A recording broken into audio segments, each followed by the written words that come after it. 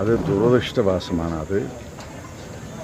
அவர்கள் பத்திரிகையில் பார்த்த வரைக்கும் அவர்கள் மயக்கம் போட்டு விழுந்திருக்காங்க. ஒருத்தருக்கு ஏற்கனவே சில நோய்கள் இருந்திருக்குன்னு படிக்கிறேன்.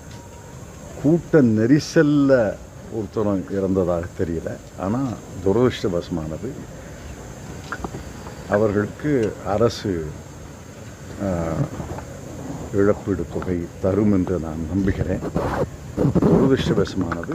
ஆனால் நம்முடைய வான்வெளி சாகசம் அந்த விமானப்படை செய்தது பாராட்டத்துக்குரியது. 15 லட்சம் பேர் அதை கண்டு கழித்திருக்கிறார்கள். இந்த சம்பவம் துரதிருஷ்டவசமானது. 2 மாநில தேர்தல் கருத்து கணிப்பு வந்து காங்கிரஸுக்கு சாதகமாக நாளைக்கு தெரிஞ்சிருமில்ல. கருத்து கணிப்புகளை நாம் ஏற்றுக்கொள்வது கிடையாது. ஆனால் எங்களுக்கு வந்த செய்திகள் ஹரியானா, ஜம்மு காஷ்மீர் 2 தேர்தல்களிலேயும் காங்கிரஸ் கூட்டணி அமோக வெற்றி பெறும் என்பதுதான் எங்களுக்கு கட்சி ரீதியாக வந்த செய்தி. அரசியல் நோக்கர்களும் அதைத்தான் சொல்கிறார்கள். அந்த ஊர் பத்திரிகையாளர்களும் அதைத்தான் சொல்கிறார்கள்.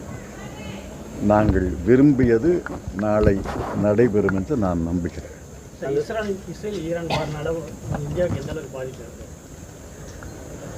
இந்தியாவுக்கு என்ன பாதிப்புன்னெலாம் அரசு தான் சொல்லணும்.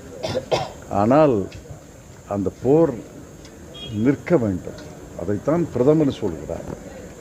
அதில் கட்சி வேறுபாடே கிடையாது. அனைத்து கட்சிகளும் அரசனுடைய கொள்கையை ஏற்றுக்கொள்கிறார்கள்.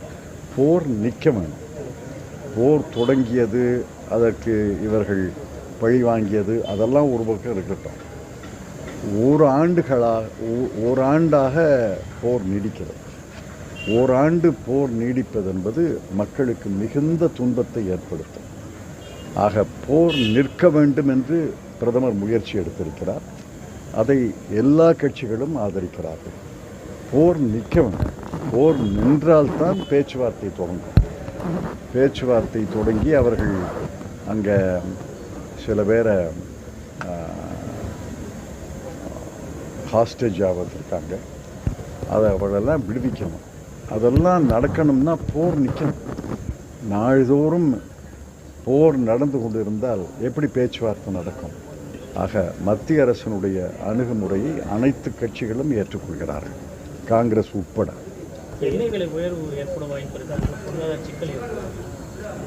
எண்ணெய் விலை ஈரானுடைய உற்பத்தி குறைந்தால் எண்ணெய் விலை அதிகரிக்கக்கூடிய வாய்ப்பு இருக்குது. ஆனால் இப்போ அமெரிக்காவில் எண்ணெய் உற்பத்தி செய்கிறாங்க, ரஷ்யாவில் கேஸ் உற்பத்தி செய்கிறாங்க. அதனால் கடுமையான விலை உயர்வு இருக்கும்னு எனக்கு தோணலை. ஆனால் ஈரானுடைய உற்பத்தி கணிசமாக குறைந்து விட்டால் ஓரளவு எண்ணெய் விலை, கச்சா எண்ணெய் விலை உயரலாம். காங்கிரஸ்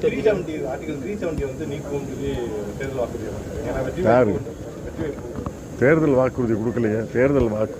தேர்தல் வாக்குறுதியில் 370 பற்றி ஒன்றுமே சொல்லலையே. மாநில அந்தஸ்து தான் முதல் இலக்கு.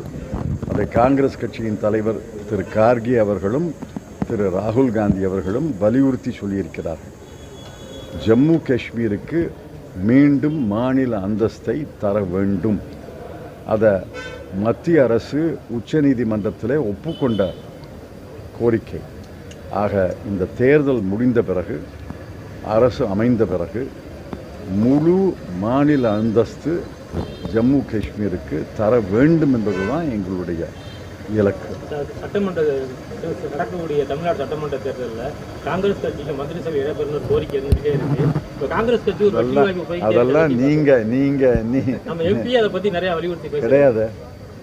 எம்பி மந்திரி சபையில் இடம் கட்சி தொண்டர்கள் மத்தியில் கட்சி தொண்டர்களை உற்சாகப்படுத்துவதற்காக நம்முடைய கட்சியை வலுப்படுத்த வேணும்னு பேசுகிறோமே ஒழிய, நாம் கூட்டணியில் இருக்கிறோம். திராவிட முன்னேற்ற கூட்டணி கட்டுக்கோப்பாக இருக்கிறது. அடுத்த தேர்தலிலேயும் வெற்றி பெறும் என்ற நம்பிக்கை எனக்கு இருக்கிறது.